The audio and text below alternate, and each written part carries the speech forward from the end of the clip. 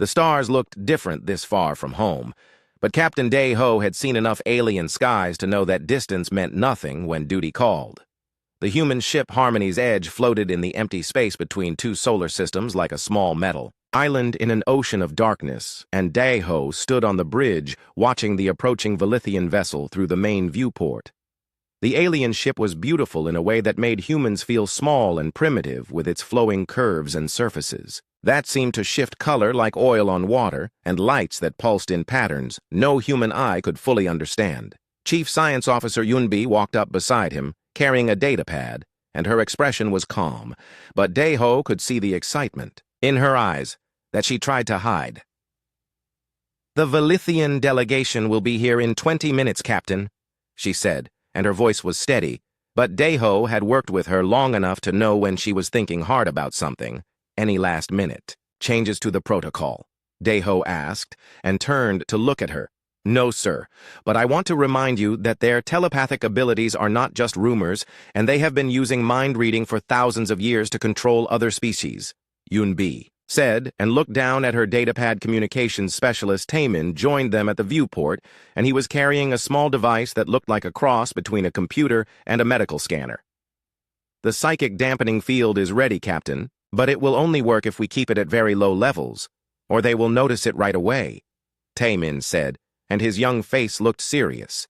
Day-Ho nodded and thought about the briefings he had received before this mission, and how Earth Command had been very clear about what was expected and what could go wrong. The Velithian Empire controlled most of this part of the galaxy, and they had done it not through superior weapons or larger fleets, but through their ability to read minds and know what their enemies were thinking before they acted. Other species had tried to resist them over the centuries, but it was hard to fight someone who could see your battle plans in your head and know your weaknesses before you knew them yourself. Humans were new to this part of space, and the Velithians wanted to do what they always did with new species, which was to scan their minds and decide if they were useful or dangerous. "Remember what we practiced?" Day-Ho said to his crew, and his voice was quiet but firm. "Think about simple things and keep your surface thoughts clean and normal." The three humans had spent months training for this moment and learning techniques that Earth's best psychologists and military experts had developed specifically for dealing with telepathic aliens. The key was not to try to block the mind reading completely, because that would be noticed right away, but instead to control what thoughts were easy to find and what thoughts were buried deeper. Yunbi had studied the reports from the few human diplomats who had met Velithians before, and she knew that their telepathic scans usually stayed on the surface level unless they found something suspicious. "The airlock is cycling, Captain," Taemin said, and checked his instruments. 3 Velithians coming aboard. Day-Ho straightened his uniform and walked toward the main corridor, where they would meet their guests, and his crew followed behind him, with their faces showing the right mixture of nervousness and respect that would be expected from a species meeting their betters for the first time. The airlock opened with a soft hiss, and the first Velithian stepped through, and Day-Ho had to work to keep his expression neutral. The alien was tall and thin, with pale blue skin that seemed to glow slightly in the ship's lighting, and large dark eyes that looked too knowing and too ancient for any face. 2 more Velithians followed, and they wore robes that seemed to move in wind that wasn't there. But it was the first one who drew all attention. "I am Velnara," the alien said, and her voice echoed strangely, as if it was coming from inside their heads, as well as through the air. "I serve as mind reader for the Velithian Empire, and I will be conducting the standard examination of your species." Day-Ho bowed slightly as he had been taught, and said, "Welcome aboard the Harmony's Edge, honored Velnara, and we are grateful for this opportunity to prove our peaceful intentions." Velnara's large eyes studied each human in turn, and Day-Ho could feel something touching the edges of his mind like gentle fingers testing the surface of water. "Your species is young," Velnara said, and there was something that might have been amusement in her mental voice. "Your thoughts are organized in an interesting way." Yunbi stepped forward with her datapad and said, "We have prepared our medical bay for your use, honored one, and we have documentation of our species' psychological patterns, if that would be helpful." The Velithian tilted her head in a way that reminded Daeho of a bird studying something curious, and said, "That will not be necessary, and your minds will tell me everything I need to know about your species' nature and intentions." They walked through the ship's corridors toward the medical bay, and Daeho tried to keep his thoughts focused on simple things like the taste of coffee and memories of his daughter so young playing in their garden back on Earth. The medical bay had been modified with Velithian equipment that had arrived ahead of their delegation, and strange crystals now hummed with energy in the corners of the room, while symbols that hurt to look at directly glowed on the walls. "Please sit," Velnara said, and gestured to a chair that had been placed in the center of the room. Daeho sat down and tried to relax while Velnara moved around him, and her hands made graceful gestures in the air that seemed to leave trails of light. "Your surface thoughts are very calm, Captain," Velnara said, and her mental voice carried approval. "You think of home and family and duty, and these are good things that show a peaceful nature." Taimin and Yeonbi stood to the side and watched the procedure, and Daeho could sense their carefully controlled thoughts staying focused on their assigned mental scripts. "Tell me about your daughter," Velnara said, and her probe went a little deeper into Daeho's mind. "So Young is 7 years old, and she loves to draw pictures of spaceships," Daeho said, and let himself remember the child's laugh and the way she always hugged him when he came home from long missions. Velnara nodded and seemed satisfied with what she found and said, "Human family bonds are strong, and this suggests your species' values, cooperation over aggression." The mental probe continued, and Daeho felt it moving through his memories like someone looking through a photo album and occasionally stopping to examine something more closely.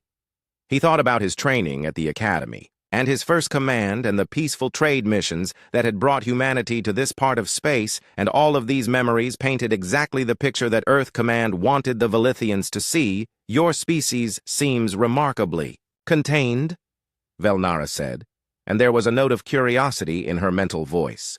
"Most young species have chaotic thought patterns, but your minds are quite orderly." Yunbi spoke up and said, "We have strong educational systems, Honored One, and mental discipline is taught from childhood." This was true in a way, but not in the way that Velnara would understand it, and Daeho felt a moment of pride in how well his science officer could tell the truth while hiding the real truth underneath. "I would like to examine each of your minds in turn," Velnara said, and turned her attention to Taimin. "Your communications specialist first." Taimin sat in the chair, and Daeho watched as the young man's face took on the same peaceful expression that came from months of mental training.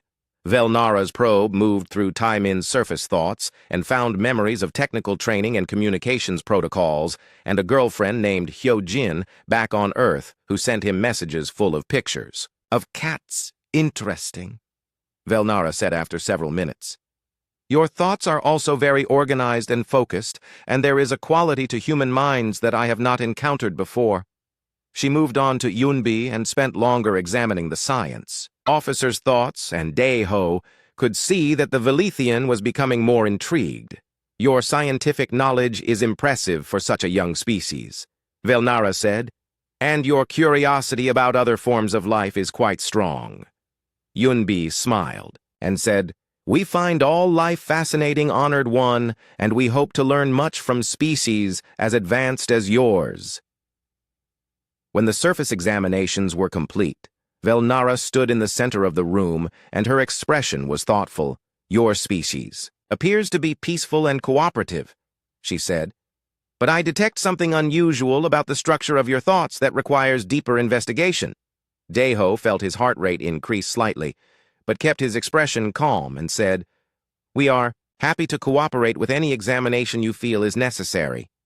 Velnara nodded and said, "Tomorrow I will conduct a deeper scan of your mind, Captain, and we will see what lies beneath the surface of human consciousness."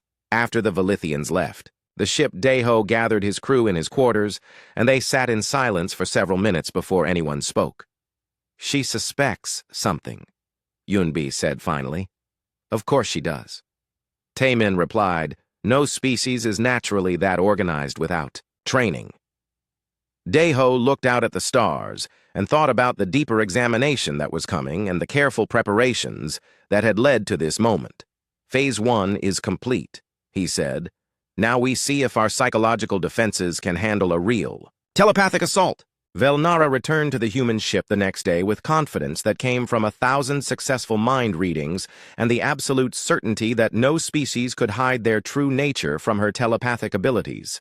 She had spent the night reviewing the surface scans of the human crew and found them puzzling in ways that made her curious rather than concerned because their thoughts were too clean and too organized for a species that claimed to be naturally peaceful. The interrogation chamber had been prepared according to Velithian specifications with crystals that amplified telepathic energy and neural dampeners that would prevent the subject from losing consciousness during deep mental probes.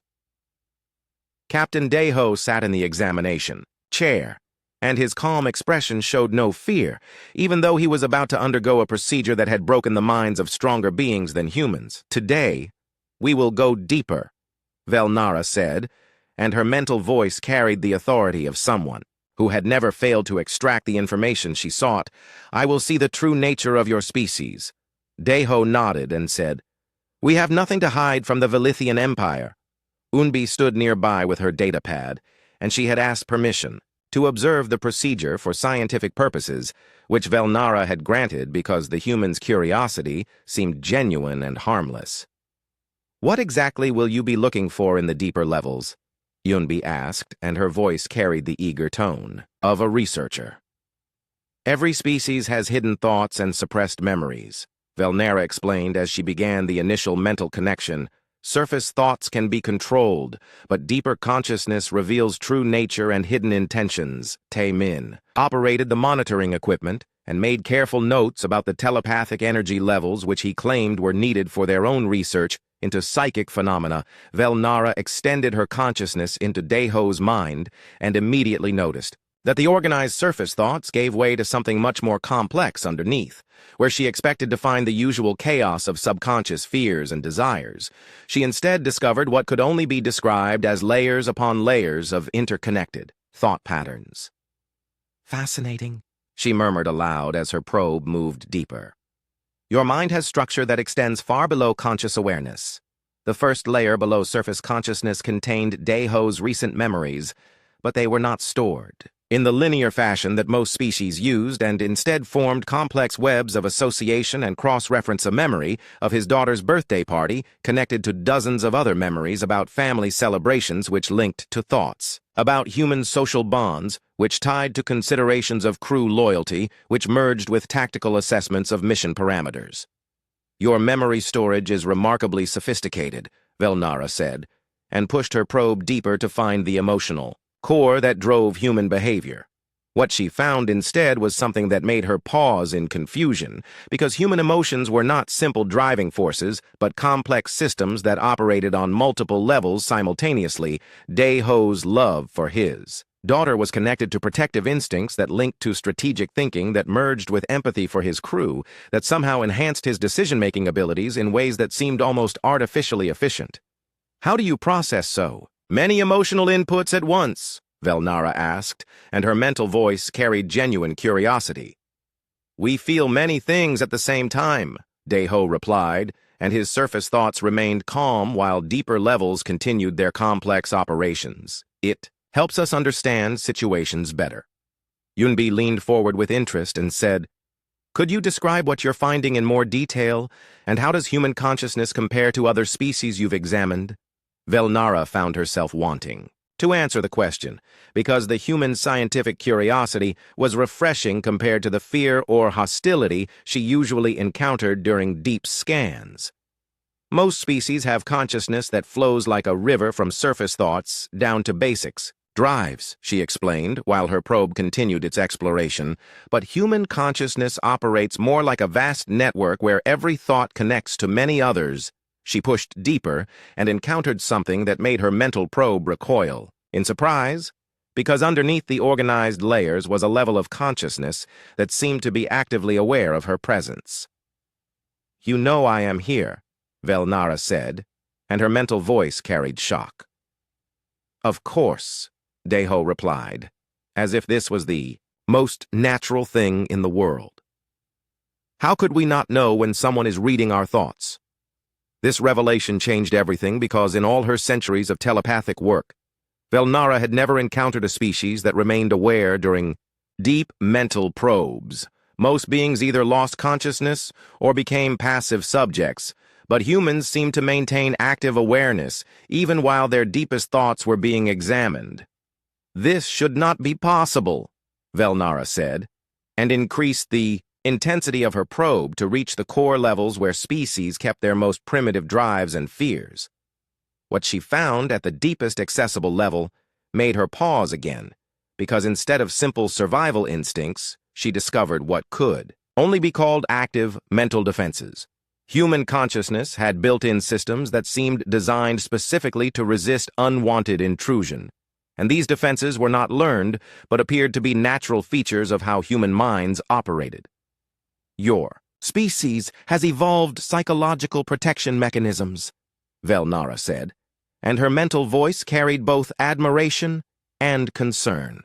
We had to, Deho replied, and allowed a carefully selected memory to surface about ancient human history and the need to survive in dangerous environments where threats could come from anywhere. Velnara examined this memory and found it connected to thousands of others that painted a picture of a species that had developed mental toughness as a survival trait. But there was something about these memories that felt different from the automatic recall she expected, and she realized that Deho was choosing which thoughts to make easily accessible. "You are guiding my probe," she said, and her mental voice carried accusation. "We are cooperating fully," Deho replied. But there was something in his deeper thoughts that suggested cooperation and control were not mutually exclusive concepts. Yunbi spoke up from her position near the monitoring equipment and said, "Is it unusual for subjects to maintain some level of conscious control during deep scans?" "It is unprecedented," Velnara admitted, and found herself explaining more than she normally would to examination subjects. "Most species become passive during deep telepathic contact." "That seems inefficient," Taemin commented while adjusting his instruments. "If someone is examining your thoughts, wouldn't you want to help them understand what they're finding?" The casual way he spoke about telepathic examination, as if it was a normal conversation rather than an invasive procedure, made Velnara realize that humans had a fundamentally different relationship with mental privacy than other species. She decided to push her probe even deeper to find the true core of human consciousness, where no species could maintain active control. The probe moved past layers of memory and emotion and active thought into regions of mind that most beings were not even aware they possessed. Here she expected to find the primitive drives that motivated all behavior, but instead discovered something that defied her understanding of how consciousness worked. Human awareness seemed to extend all the way down to the most basic levels of mental function, and even in the deepest regions where pure instinct should reign, there was still active monitoring and control. "This is impossible," Velnara said, and her mental voice carried frustration. "No species maintains conscious awareness at such deep levels." "Perhaps other species have not needed to," Deho suggested, and his surface thoughts remained helpful, while deeper levels continued to demonstrate the very phenomenon that confused her. Velnara realized that she was not just examining a human mind, but engaging in a form of mental dialogue where the subject remained an active participant rather than a passive target. "Your species has capabilities that should not exist," she said, and began to probe more aggressively to find some level where human consciousness became vulnerable. But each layer she penetrated revealed new complexities and active defenses that seemed to adapt to her probing techniques in real time. The human mind was not just resistant to telepathic examination, but appeared to be learning from the process and developing new strategies for managing unwanted mental contact. "We adapt quickly," Deho said, as if reading her thoughts, which should have been impossible since telepathic flow was supposed to be one-directional. During examinations, Yunbi asked another question about Velithian telepathic procedures, and Velnara found herself answering automatically, while her main attention remained focused on the unprecedented challenge of the human mind. "How do your people protect themselves from telepathic feedback?" Yunbi asked with the casual curiosity of a scientist. Feedback only occurs when the subject's mind actively resists the probe, Velnara explained, and then realized what she had just revealed. Tai Min looked up from his instruments and said, so if someone's mental defenses were strong enough, they could actually cause problems for the telepath. The innocent way he asked the question made Velnara suddenly aware that the humans were asking very specific questions about Velithian vulnerabilities while she was distracted by the complexity of human consciousness, theoretical problems only. Velnara had spent the night in deep meditation, trying to understand what she had encountered in the human mind, and the more she thought about it, the more convinced she became that she had only scratched the surface of human consciousness. The complexity she had discovered defied everything she knew about how awareness worked, and she had examined thousands of minds from hundreds of species without ever finding anything that approached the layered architecture of human thought. She returned to the human ship with determination to solve this puzzle because her reputation as the Empire's finest mind reader depended on her ability to fully understand any species she encountered. The examination chamber had been reconfigured with additional amplification crystals and neural stabilizers because Velnara intended to probe deeper than she had ever gone before. Captain Deho sat in the examination chair with the same calm expression he had worn during their previous sessions, and his surface thoughts showed only mild curiosity about the enhanced equipment. Today I will reach the core of human consciousness, Velnara announced, and her mental voice carried absolute confidence. No species can hide their true nature from a complete, deep probe. Yunbi stood ready with her instruments and asked, will this deeper examination pose any risks to the subject?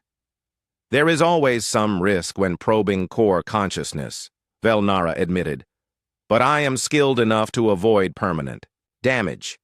Taman monitored the telepathic energy levels and said, should we establish safety protocols in case something goes wrong? The question seemed reasonable, but Velnara was too focused on the challenge ahead to notice that the humans were, again asking about potential problems with telepathic procedures. She established the mental connection with more force than before and immediately pushed past the organized surface layers that had confused her during the previous session.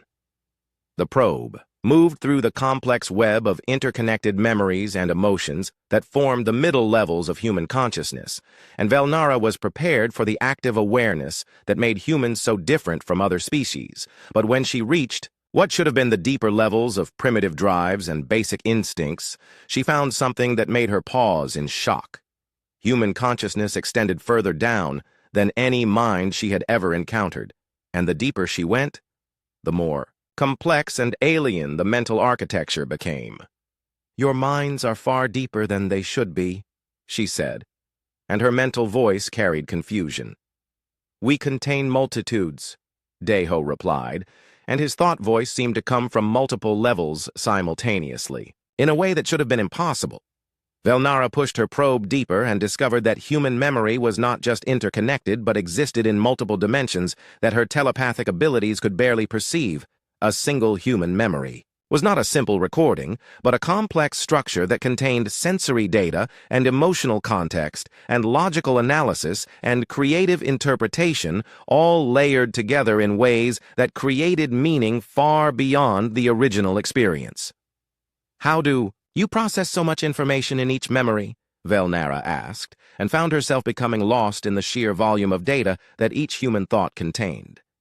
We remember everything differently each time, Deho explained and allowed her to experience how human memory actively reconstructed itself during recall, adding new connections and interpretations with each access. This was unlike anything Velnara had encountered because most species stored memories as fixed recordings, but humans seemed to treat each memory as raw material for ongoing mental construction. She pushed deeper still and found herself in regions of human consciousness that seemed to operate according to different rules than normal awareness. Here human thoughts moved in patterns that followed emotional logic rather than rational sequences and ideas connected to each other through associations that spanned entire lifetimes of experience. I am becoming lost in your mental structure, Velnara admitted, and her probe wandered through corridors of thought that seemed to lead in all directions at once. Human minds are not linear, Deho said, and his thought voice now seemed to come from everywhere and nowhere as the telepathic connection spread through multiple levels of his consciousness. Velnara realized that she was not just reading a human mind, but becoming entangled in its complex architecture. And the deeper she went, the harder it became to distinguish between her own thoughts and the alien patterns of human awareness. She tried to focus her probe on specific areas, but found that human consciousness resisted attempts at selective examination because everything was connected to everything else in ways that made partial understanding. "Impossible! Your thoughts are like a maze," she said, and her mental voice carried frustration. "Not a maze," Daiho corrected. "A city where every street leads to every other street."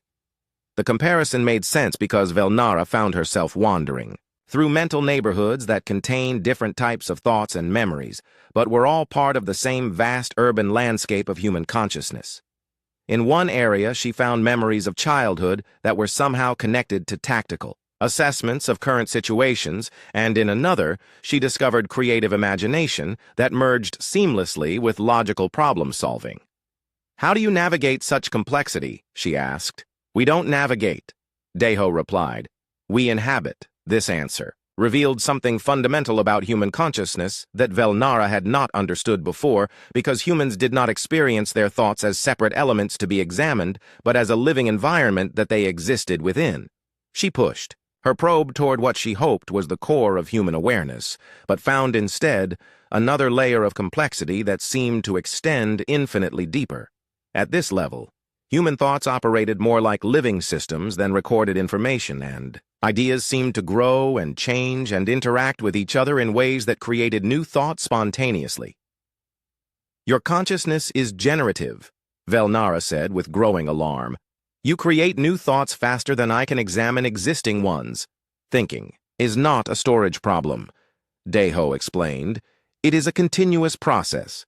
Velnara had never encountered a mind that actively resisted examination, not through blocking or deception, but through sheer overwhelming complexity that made complete understanding impossible. She began to experience symptoms that she had only heard about in theoretical discussions of telepathic overload, because the human mind was feeding her more information than her consciousness could process. Her own thoughts started to become confused with human thought patterns, and she found herself thinking in ways that felt alien and uncomfortable. "I need to withdraw," she said, but discovered that extracting her probe from the labyrinth of human consciousness was far more difficult than she had expected. Every time she tried to pull back, she found herself caught in new connections and associations that drew her deeper into the maze of human awareness. "We cannot help you leave," Daiho said, and his thought voice carried what might have been sympathy. "You must find your own way out." Velnara realized that she had made a fundamental error in assuming that human minds operated like the consciousness of other species, and that her standard techniques for telepathic examination would work on humans. The probe that was designed to move through simple mental structures was now tangled in a web of thoughts so complex that withdrawal required navigating the same maze that had confused her during entry. She tried to follow her original connection path back to the surface, but found that human consciousness had somehow changed the routes while she was exploring deeper levels. "Your minds are actively defensive," she accused. "No," Daiho replied. "They are actively alive." The distinction was important because Velnara realized that human consciousness was not trying to trap her, but was simply continuing its normal operations, which happened to be so complex that foreign telepathic intrusion became lost in the ongoing mental activity. She began to experience more serious symptoms of telepathic strain as her own mental patterns started to destabilize under the influence of prolonged contact with alien thought structures. Her telepathic abilities were designed to read and control other minds, but human consciousness seemed to reverse the flow of influence so that extended contact changed the telepath rather than the subject. "I am experiencing feedback," she announced aloud, and her physical voice carried alarm. Yunbi immediately moved to the monitoring equipment and said, "Should we terminate the connection?" "I cannot find the connection to terminate," Velnara replied, and her admission of helplessness would have been humiliating under normal circumstances. Tae-min checked his instruments and said, "Telepathic energy levels are fluctuating in patterns we have never seen before." The casual way he mentioned that they had previous experience with telepathic energy made Velnara realize that the humans had been studying Velithian mind-reading techniques far more thoroughly than they had admitted, but she was too caught in the maze of human consciousness to pursue this revelation because all her attention was focused on trying to escape from the mental labyrinth she had entered. The deeper levels of human awareness seemed to operate on principles that defied her understanding of how consciousness worked, and she found herself experiencing thoughts and emotions that belonged to an alien species. For brief moments, she felt what it was like to think like a human with all the chaotic creativity and emotional complexity that made their minds so different from her own orderly. The truth hit Velnara like a physical blow when she realized that her telepathic probe had not become lost in human consciousness by accident, but had been carefully guided into the deepest and most dangerous regions of Daiho's mind. "You led me here deliberately," she said, and her mental voice carried shock and betrayal. "We warned you that human minds were complex," Daiho replied, and his thought voice now carried undertones that revealed careful planning and strategic thinking. "You chose to ignore our warnings." Velnara tried again to withdraw her probe, but found that every escape route she attempted led her deeper into mental territories that seemed designed specifically to trap telepathic intruders. "This is impossible," she said. "No species can consciously control their own deep psychological architecture." "You assumed we were like other species," Yunbi said aloud, and her voice carried scientific satisfaction. "That was your first mistake." Velnara realized that the humans had been conducting their own examination during the telepathic sessions and learning about Velithian mind-reading techniques while pretending to be passive subjects. "How long have you been studying our telepathic abilities?" she demanded. "Since first contact," Taemin answered while making adjustments to equipment that Velnara now understood was not monitoring devices, but active telepathic amplifiers. "We knew we would eventually meet species like yours." The casual way he admitted to systematic study of Velithian weaknesses made Velnara understand that humanity had been preparing for this confrontation for much longer than anyone in the Empire suspected. She pushed her probe toward what she hoped was a safe exit from Daiho's consciousness, but instead encountered something that made her mental voice scream in shock. Deep in the core levels of human awareness were memories that did not belong to peaceful diplomatic missions, but to wars and violence and death on a scale that dwarfed anything the Velithian Empire had ever witnessed. "Your species' history is built on conflict," Velnara said, and her probe recoiled from images of human warfare that were too intense for her telepathic abilities to process safely. "We evolved on a world where everything tried to kill us," Daiho explained, and allowed carefully selected combat memories to surface where her probe could not avoid them. "Peace is something we learned, but war is something we are." The memories were not just visual records, but complete psychological experiences that included the emotions and thought patterns of humans in life-or-death situations. Velnara found herself experiencing second-hand terror and rage and desperation that belonged to soldiers fighting for survival, and the intensity of human combat psychology was unlike anything her peaceful species had ever developed. "These memories are weaponized," she realized as her own mental stability began to crack under the emotional assault. "Not weaponized," Yunbi corrected. "Just unfiltered, and humans experience emotions more intensely than most species can imagine." Velnara tried to move her probe away from the combat memories, but found that human consciousness had created feedback loops that forced her to experience the same traumatic content repeatedly. Each cycle through the memories made them more vivid and more emotionally devastating until she could barely maintain coherent thought.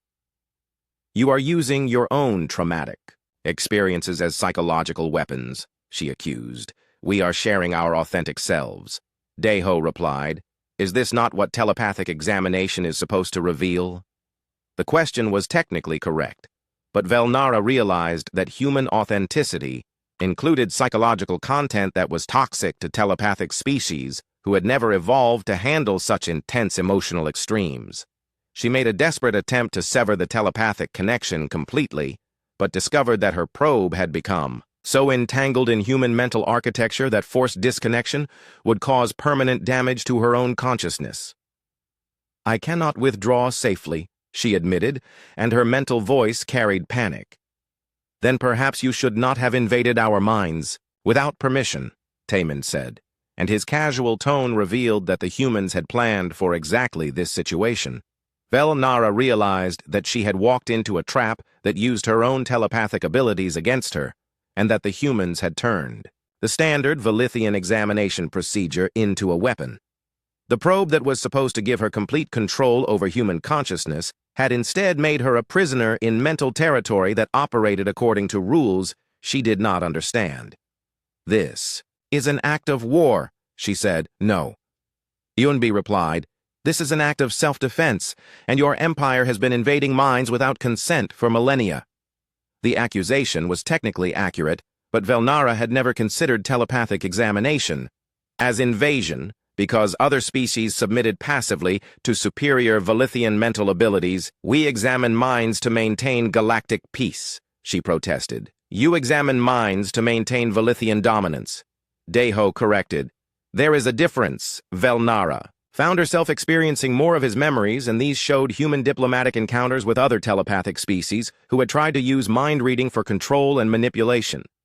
"Your species has fought telepathic dominance before," she realized. "Many times." Taman confirmed, "We have extensive experience dealing with species who think they can control us through mental invasion." The revelation that humans had systematic knowledge of how to resist and counter telepathic control made Velnara understand that the Velithian Empire had seriously underestimated human capabilities. Her probe encountered another layer of Deho's memories, and these contained detailed analysis of Velithian psychology and telepathic vulnerabilities that human scientists had developed over years of careful study. "You know how to hurt us," she said with growing alarm. "We know how to defend ourselves," Yunbi corrected.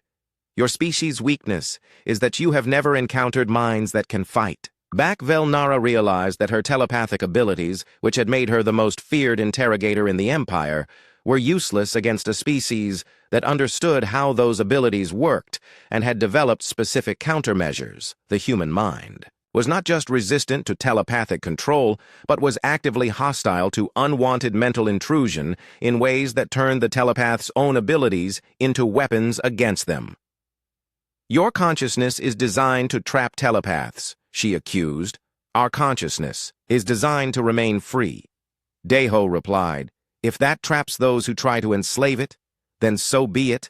Velnara felt her own mental defenses beginning to collapse under the sustained assault of human psychological content that was too intense and too alien for her telepathic abilities to process. The emotions and memories that filled human consciousness operated at levels of intensity that could burn out telepathic neural pathways that had evolved to handle the gentler mental patterns of more peaceful species. "I am experiencing telepathic overload," she announced aloud, and her physical voice carried desperation. "We warned you that deeper examination carried risks." Yunbi reminded her, "You chose to proceed." Taman checked his instruments and said, "Telepathic feedback is approaching dangerous levels, and continued exposure could cause permanent damage." The fact that he had equipment capable of monitoring telepathic feedback levels revealed how thoroughly humans had prepared for encounters with mind-reading species. "Please release me," Velnara begged, and her proud telepathic superiority crumbled in the face of human mental architecture that was more sophisticated than anything the Velithian Empire had ever encountered. "We cannot release you," Deho explained. "You must release yourself, and that requires understanding what you have discovered." Velnara realized that the humans were forcing her to confront the reality that telepathic dominance only worked against species that were vulnerable to mental invasion, and that humanity represented something completely new in galactic politics. "Your species cannot be controlled," she admitted. "No," Yunbi agreed. "We cannot and we will not allow others to be controlled, either." The statement revealed that human resistance to telepathic dominance was not just about protecting themselves, but about challenging the entire system of mental control that the Velithian Empire used to maintain power, as Velnara felt her consciousness beginning to fragment under the strain of prolonged contact with human mental patterns. She understood that this encounter would change everything about how telepathic species approached humanity. If I survive this, she said, I will have to report that humans are immune to telepathic control. You will survive, Day-Ho assured her, but you will never be the same. With tremendous effort and pain that felt like tearing part of her own mind away, Velnara finally managed to sever the telepathic connection and collapse back into her own damaged consciousness. The withdrawal left her telepathic abilities severely compromised, and her understanding of galactic power structures completely shattered. As she sat in the examination chair struggling to maintain coherent thought, Velnara realized that she had not just failed to read a human mind, but had discovered that the age of telepathic dominance was ending. Your species will change everything, she whispered. We hope so, Day-Ho replied, and his calm voice carried the quiet confidence of someone who had just won a war without firing a shot. Velnara spent 3 days in the human medical bay recovering from telepathic trauma that should have been impossible, and her damaged consciousness slowly rebuilt itself around the terrible knowledge of what she had discovered. Her telepathic abilities were permanently diminished but still functional, and every time she tried to use them, she was reminded of the maze of human consciousness that had nearly destroyed her mind. Dr. Yunbi visited her regularly during the recovery period, and their conversations revealed the true scope of human preparation for encounters with telepathic species.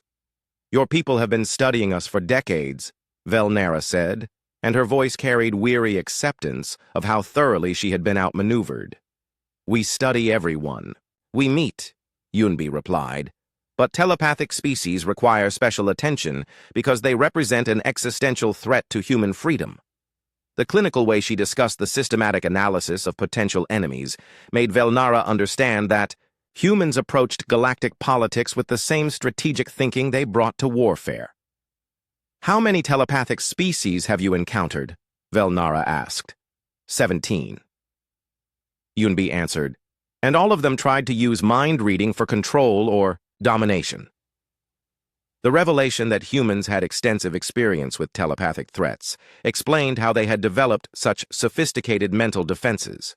What happened to the others? Velnara asked with growing dread. Some learned to respect human mental sovereignty, Yunbi said. Others found their telepathic abilities mysteriously failing when used against human targets. The implication that humans had developed ways to permanently damage telepathic abilities made Velnara realize that her species faced an enemy unlike any they had ever encountered. Captain Day-Ho joined them for one of these conversations, and his presence brought back memories of the mental labyrinth that had trapped her. You allowed me to experience your true thoughts, she said to him. Why reveal so much about human capabilities? Because you needed to understand what you were really dealing with, Day-Ho replied. Half measures would have left you thinking humans were just unusually resistant to telepathic control. Velnara realized that the humans had deliberately shown her the full extent of their mental defenses to ensure that her report to the Velithian Empire would carry maximum impact. You want my people to know that humans cannot be dominated, she said. We want all telepathic species to know that the age of mental slavery is ending. Taman added as he joined the conversation. The casual way he spoke about ending telepathic dominance revealed that humans viewed their resistance abilities not as defensive measures, but as tools for galactic liberation. Your species evolved on a death world, Velnara said, as pieces of what she had experienced began to form a complete picture. Everything about your consciousness is designed for survival against impossible odds. Earth taught us that freedom must be defended, Yunbi explained. We learned to resist predators and parasites and diseases and natural disasters. And telepathic invasion is just another form of parasitism. Day-Ho added, our minds developed defenses against anything that tried to control us from the outside. Velnara understood now that human mental architecture was not an accident, but the result of millions of years of evolution under conditions that rewarded psychological independence and resistance to external control. No species has ever evolved naturally occurring telepathic immunity, she said. No species has ever evolved under Earth conditions. Taman replied, constant environmental pressure-created minds that could not afford to be vulnerable to any form of external manipulation. The explanation made sense because Velnara had experienced firsthand how human consciousness operated as a unified defense system where every level of awareness was designed to protect mental sovereignty. "Your minds are weapons against telepathic species," she accused. "Our minds are shields," Yunbi corrected. "But any shield can become a weapon when used properly." Velnara realized that humans had not just developed immunity to telepathic control, but had learned to weaponize their own mental defenses against species who tried to dominate them. "What will you do with this ability?" she asked. "We will share it," Deho said simply. "Every species deserves to be free from telepathic domination." The statement revealed the true scope of human ambitions because they intended to spread mental liberation techniques throughout the galaxy. "You will teach others to resist telepathic control," Velnara said with growing alarm. "We already are." Taman confirmed. "Human diplomatic missions carry psychologists and neuroscientists who work with local populations to develop telepathic resistance." The revelation that humans were actively undermining telepathic dominance across multiple worlds made Velnara understand that the Velithian Empire faced not just one immune species, but a growing network of telepathically liberated populations. "Your species represents an existential threat to all telepathic civilizations," she said. "Only to those who use telepathy for domination," Yunbi replied. "Telepathic species who respect mental privacy have nothing to fear from humans." Velnara realized that humans were offering a choice that the Velithian Empire had never had to consider because their telepathic superiority had always been absolute. "You are forcing my people to change how we interact with other species," she said. "We are offering your people the opportunity to join a galaxy based on mutual respect rather than mental domination," Deho corrected. The distinction was important because humans were not trying to destroy telepathic species, but to create new rules for galactic civilization that protected mental sovereignty. "What if we refuse?" Velnara asked. "Then you will find that telepathic dominance becomes increasingly difficult as more species develop immunity." Taman explained, "Evolution favors those who adapt to changing conditions." Velnara understood that humans were not making threats, but describing inevitable consequences of their presence in galactic politics. "My report to the Empire will change everything," she said. "We hope so," Yunbi replied. "Change is the only path to survival when old methods no longer work." As Velnara prepared to return to Velithian space, she realized that her mission had failed completely because instead of proving human vulnerability, she had discovered capabilities that would force her entire species to reconsider their place in the galaxy. "The Empire will not accept this easily," she warned. "We know," Deho said, "but acceptance is not required for reality to exist." His calm confidence made Velnara understand that humans had been preparing for Velithian resistance and probably had contingency plans for every possible response. "You recorded everything that happened during the examinations," she realized. "Of course." Taemin confirmed. "Complete documentation of telepathic immunity will be shared with every species that requests it." The revelation that humans intended to distribute proof of their mental defenses meant that the Velithian Empire would face not just human resistance, but galaxy-wide knowledge of telepathic vulnerabilities. "Other species will demand the same protections," Velnara said. "They should," Yunbi agreed. "Mental freedom is a basic right that has been denied to too many civilizations for too long." As Velnara's ship prepared to depart, she looked back at the human vessel and tried to comprehend how such an unassuming species had managed to challenge the foundation of galactic power. "Your people survived the examination of your minds," she said to Deho during their final conversation. "We did more than survive," he replied. "We demonstrated that the examined life is still worth living when it remains free." The philosophical response reminded Velnara that humans approached consciousness itself differently than her species and that their mental defenses were rooted in fundamental beliefs about the nature of awareness and freedom. "I will tell my people what I discovered," she promised. "Tell them also that humans bear no malice toward telepathic species," Deho said. "We simply refuse to be controlled." As Velnara's ship left human space, she knew that her report would reach the Velithian Empire ahead of her, and that the revelation of human capabilities would create panic among leaders who had never imagined that their telepathic dominance could be challenged. The galaxy was about to change in ways that no one could predict, and the species that had seemed least threatening had proven to be the most dangerous to the established order. But as her damaged telepathic abilities slowly healed, Velnara found herself hoping that humans would succeed in their mission to spread mental freedom, because she had experienced firsthand what it felt like to touch a truly free consciousness. The human mind was terrifying in its complexity and beautiful in its independence, and Velnara realized that the galaxy would be better when all species possessed such magnificent mental sovereignty. Behind her, the human ship continued its diplomatic mission, carrying the tools and knowledge that would free other species from telepathic domination and begin a new age of galactic civilization based on mutual respect rather than mental control.